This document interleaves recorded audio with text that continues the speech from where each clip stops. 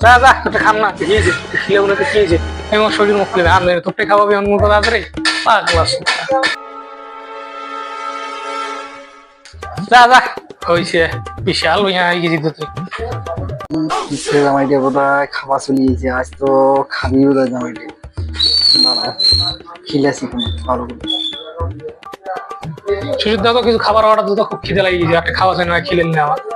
কি সিপুরের মতো ব্যবহার করলি আমার সাথে জামাই খাবেন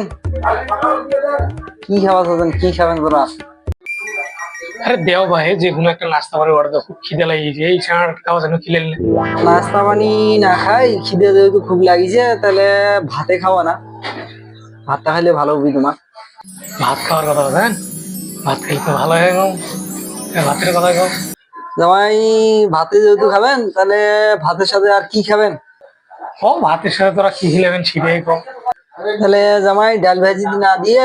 মাংস দিয়ে খাও ভাতটা কিসের মাংস খাবেন জামাই শ্বশুর তোরা বা কিসের মাংস দিয়ে খিলাবেন ওটা আর কুয়ারি যা দিয়ে খিলাবেন খিলাম তাহলে জামাই গরু মাংস দিয়ে খাও আর গরু মাংসটা যেহেতু হলি তাহলে দই মিষ্টিও খাও সাথে মামু দই মিষ্টির কথা বলেন এমন কথা বললেন শুনে তো মনে হচ্ছে পেটটা ভর্তি হয়ে গেল মামু জামাই তাহলে তোমার পেট ভর্তি হয়ে গেল হয় শুনি কেন পেটটা ভর্তি ভর্তি মনে আছে তাহলে জামাই পেটটা যেহেতু ভর্তি হয়ে গেছে তাহলে আজকে আর খাওয়ার দরকার নাই তাহলে অন্যদিন খান